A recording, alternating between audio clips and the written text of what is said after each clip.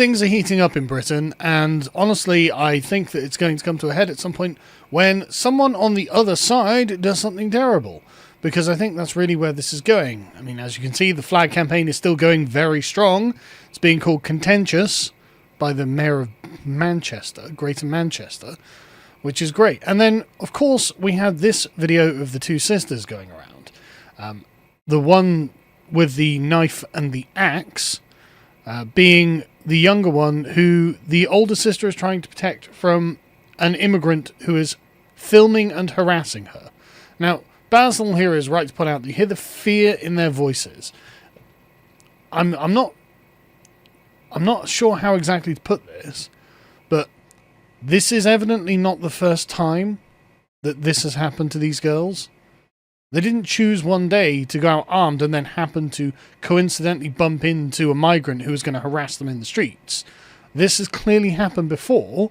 God only knows what's happened to them before, which is why they felt the need to arm themselves. So I'm not surprised that they sound terrified, frankly. And yes, she was of course arrested for brandishing dangerous weapons, but of course the migrants are just fed to the wolves, as Charmaine here points out. And this was in Scotland as well. This wasn't even in England. But this is just the reality of being in Britain. And in fact, Europe more broadly, but I'll cover that again tomorrow on the podcast. The authorities are here to make sure you are under control. They don't really see the new arrivals as being under their legitimate authority. They've got their own customs. They've got their own ways. They have a different way of looking at the world, and you are a racist.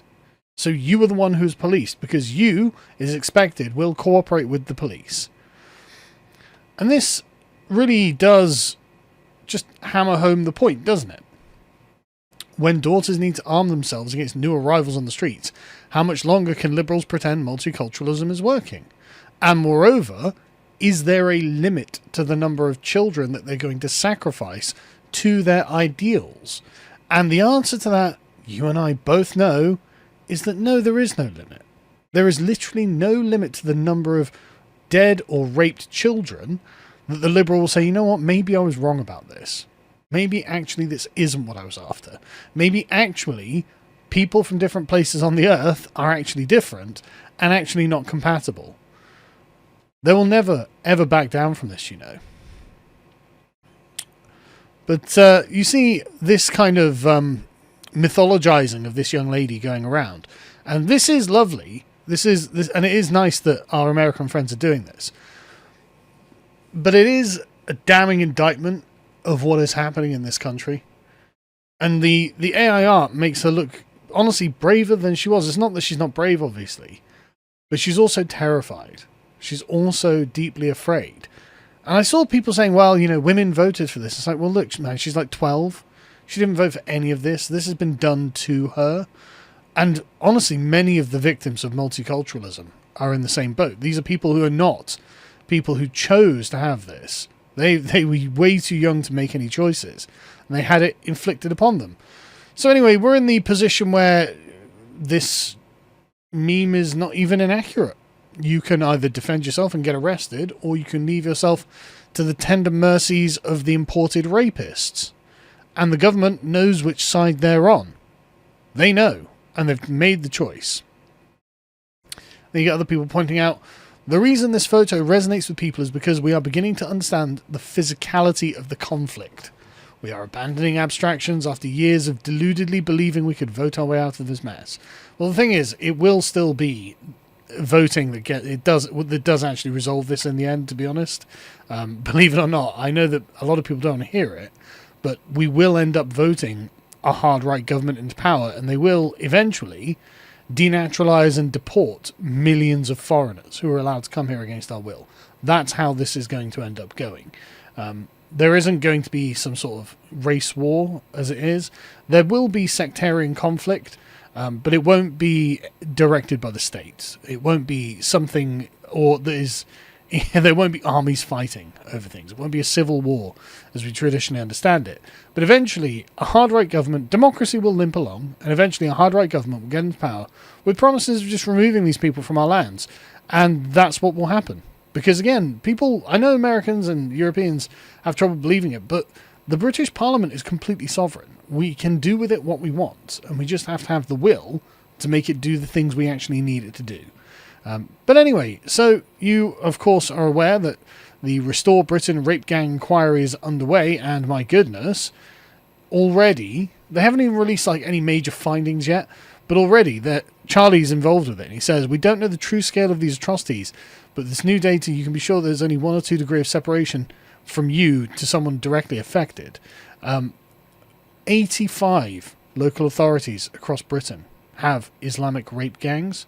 And of course, Elon here, the Quisling collaborators should be charged with aiding rape and in some cases murder and spend a long time in prison. They absolutely should. And that would be a lot of Labour Party councillors and MPs who would go to jail for a long time if we lived in a country that actually valued the sanctity of our children.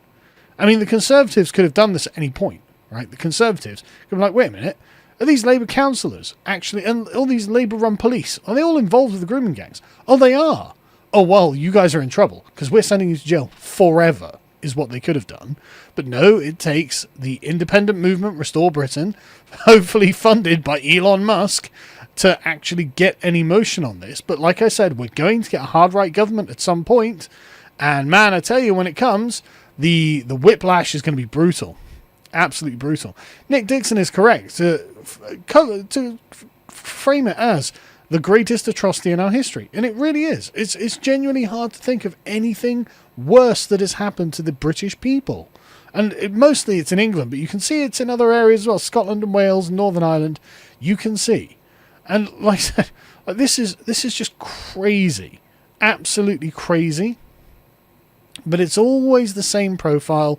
It's always the same people. And apparently it was going on since the 1950s, they have found. So the moment that they got here, they started doing it. Now, one might ask, well, what are things like in Pakistan for young women and girls? Well, who knows? Anyway, Elon said that he would like to help fund the legal actions against corrupt officials who aided and abetted the rape of Britain, as per the official government inquiry. Please reply below for consideration. The thing is, this isn't an official government inquiry. The Labour Party did say they were going to hold an official government inquiry, but of course, what's that? Crickets? Yes, we've heard nothing on it. Absolutely nothing. Rupert Lowe and Restore Britain are the only people actually doing anything about this. I mean, Nigel Farage said he was going to do one. Where's that? What happened to that? Again, disappeared into the ether because really it's not a big deal for them. But of course, you've got loads of people giving some great suggestions on how to help and things like that, which is wonderful. And it would be great if Elon were to support these people and support getting this done. That would be amazing. And it would be like, thank God we've got someone somewhere who cares, right? Because really that's what this is all about. It's just a lack of giving a damn about what has happened to the children of this country. But again, you can feel the momentum rising. You can feel the pressure building. This isn't going to be something that they're going to be able to sweep under the rug. Too many people were hurt. Too many lives have been ruined. Too much has happened. And this is what the flagging campaign is about. It is this overall sense of sovereignty of the British people, in particular the English people, over their own country. We have been abused and taken advantage of for far too long. And you can feel the time is coming that this is not going to go on forever. This is definitely coming to an end.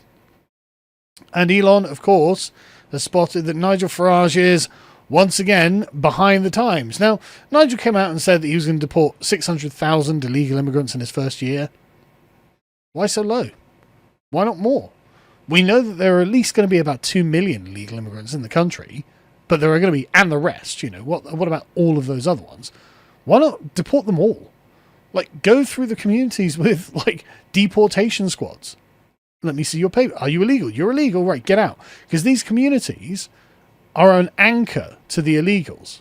So the first thing you do is stop benefits, stop housing benefits, stop access to the NHS, and then you just go through these communities and start making sure the people who are here legally, then you deport them. Then you denaturalise the Boris wave and deport them too.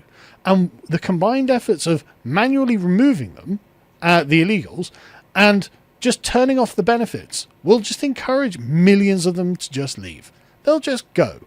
because they'll realise, oh no, wait, the British state isn't just going to pour gold into my pockets and punish the people who object to this now. They're actually now, I'm on the outside now, and the British state is working for the British people, so actually I'm just going to leave. And this would be such an easy series of wins for Nigel. But of course, Elon's got his number. Unfortunately, the reality is that Farage will do almost nothing to protect Britain. That is obvious. He called it back in January, or whenever it was. I think it was back in January, when he said Farage isn't the guy, and he's right.